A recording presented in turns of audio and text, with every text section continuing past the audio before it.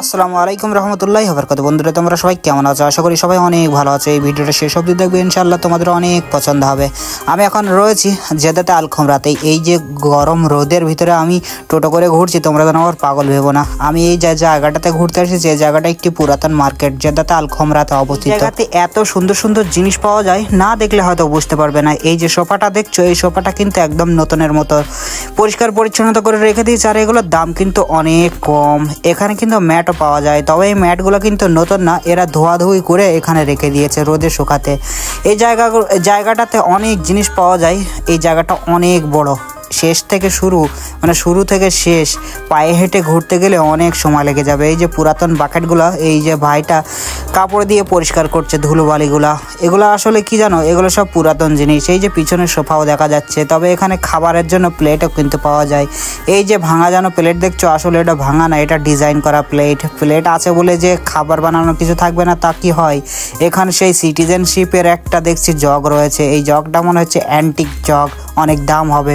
আর এই মাইক্রো ওভেনটার যে কত দাম হবে সেটা আমি হয়তো এই ভিডিওতে জানিয়ে দিতে পারবো না, অনেক দাম হবে এই মাইক্রো ওভেনটা। তবে এই যে ফুলদানিগুলো দেখছো, এই ফুলদানিগুলো কিন্তু অনেক সস্তাতে পাওয়া যায়, 1-2 রিয়াল দাম। আর এই যে পেছনের যে পেন্টিংটা দেখছো, এর দাম হয়তো 1 কোটির উপরে হতে পারে। আমি জানি না এর পেন্টিংটা এখানে কে রেখেছে, আর দেখছি খুব সুন্দর করে রেখেছে পেন্টিংটা। যাই হোক, এ দেখে আমার আর তো লাভ নেই, ওর টাকাও আমার নেই। তবে এখানে দেখছি ঝাড়ু বা ঘর ঝাড় দেওয়া সেই কি বলে ওগুলোকে ঝাড়ু বিক্রি হচ্ছে।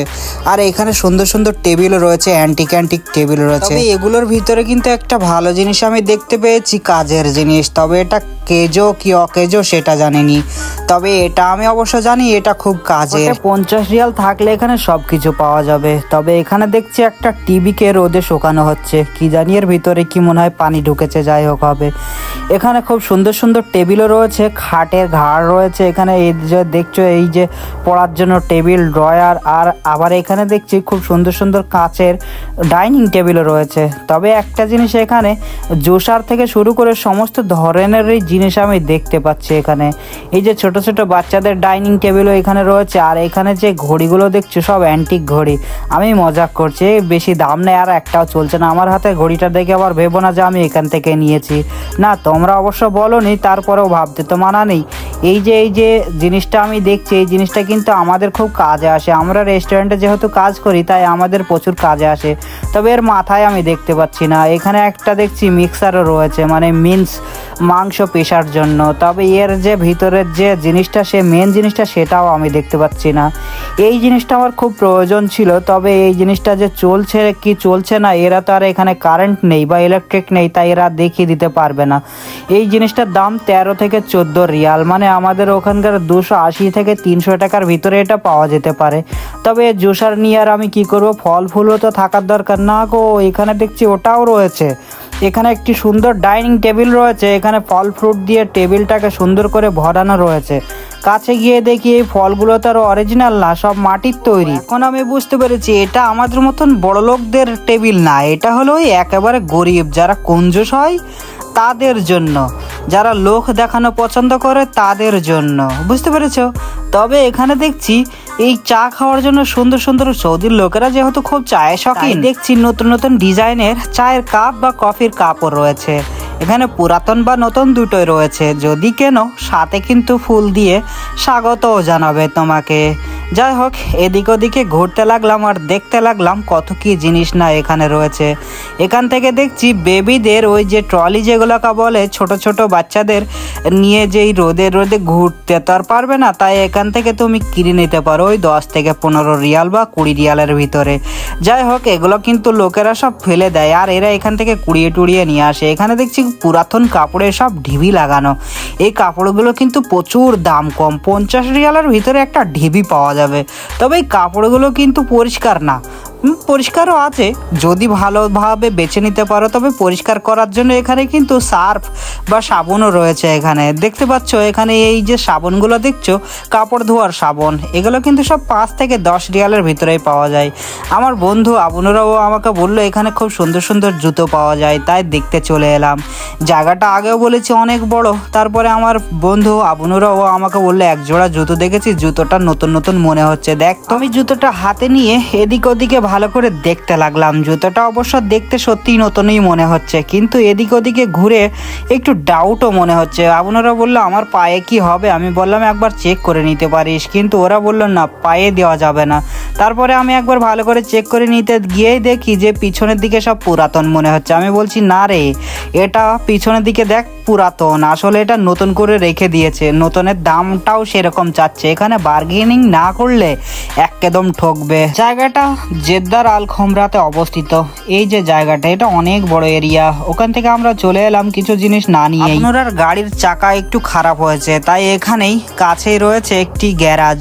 আর এই গ্যারাজটাও কিন্তু এই হারাজের ভিতরে, এই জেদ্দাতে আল খোমরার ভিতরে। এখানে লরি থেকে শুরু করে সমস্ত গাড়ি এখানে আসে। এখানে পুরাতন ইঞ্জিনও পাওয়া যায়, ওই ইঞ্জিন পাওয়া যায় না, ইঞ্জিনের পার্টসগুলো সব পাওয়া যায় আর কি। আপনারা আমাকে রেখে কোথায় যেন চলে গেল ও একজনকে নিয়ে, কারণ ওই যে চাকাটা দেখালাম ওই চাকার নাকি রিম ঠিক হয়নি, রিম ব্যাকা হয়ে রয়েছে। তবে এখানে দেখছি রিমও পড়ে রয়েছে। ভরা দুপুরে রোদ্দুরে আমি এখন কোথায় যাই বলো তো? আপনারা তো আমাকে রেখে চলে গেল, তাই একটি গাছের ছায়াতে দাঁড়িয়ে এদিকে ওদিকে দেখতে লাগলাম আর এই সুন্দর আবহাওয়াটাকে ফিল করতে লাগলাম।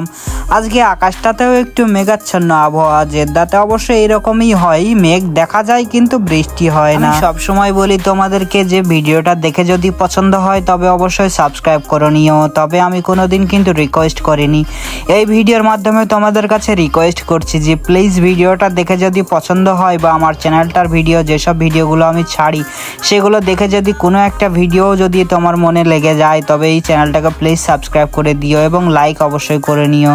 জেদ্দাতে প্রচুর গরম, তাই একটু ফ্রেশ হাওয়া খাচ্ছি। অবশেষে আবুনুরা চলে এলো। আবুনুরা বললো কাজ তো হলো না, তবে এখন যেতে হবে অন্য জায়গায়। আমি বললাম এই রোদের ভিতরে আমাকে ফেলে চলে গেলি? তো আমাকে বললো এখন আমাদের একটু কাজ আছে, পানি ভরাতে হবে। আমাদের কোম্পানিতে যে রেস্টুরেন্ট আছে সেখানে ফিল্টার কাজ করছে না, তাই আমরা 5টা বোতল নিয়ে চলে এসেছি পানি ভরাতে। সৌদি আরবে এই বোতলগুলো এক একটা বোতল ভরাতে 2 থেকে 3 রিয়াল লাগে জানো তো। যারা ভরে থাকো তারা অবশ্যই কমেন্ট করে জানাবে যে তোমাদের এরিয়াতে কত করে ভরাতে লাগে এই বোতলগুলো। আমি যেখান থেকে বোতলগুলো ভরাচ্ছি এইখানে ভরাতে 2 থেকে 3 রিয়াল লাগে।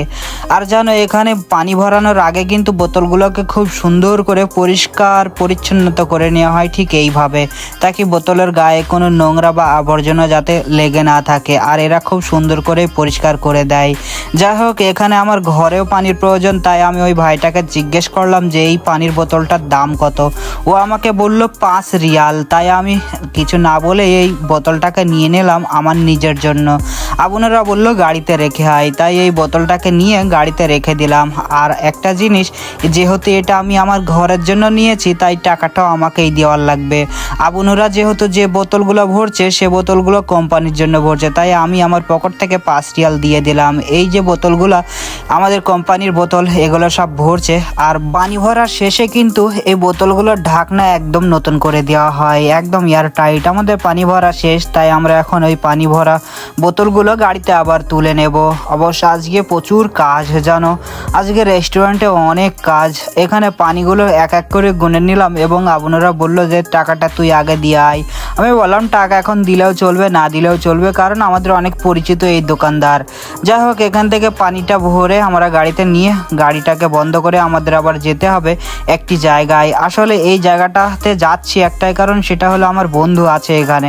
আমার বন্ধু হলো সিরিয়ার বাড়ি, আর তার কাছ থেকে কিছু জিনিস নেওয়ার আছে। এই যে সুন্দর সুন্দর স্টোরগুলো দেখছো, আসলে ওই বন্ধুটারও একটি স্টোর রয়েছে মশলার। আমি ওখান থেকে 1 কেজি মশলা নেব। কি মশলা নেব জানো?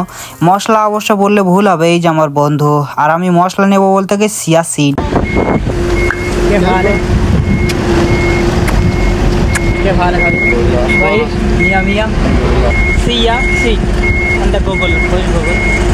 চিয়া সিড বুঝতে না পারে আমি ওকে বললাম গুগল করতে, তাই ও গুগল করছে। সেটা আমি 2 কেজির অর্ডার করে দিলাম। ও একটি লোককে ডেকে বলল যে 2 কেজি চিয়া সিড নিয়ে আসতে।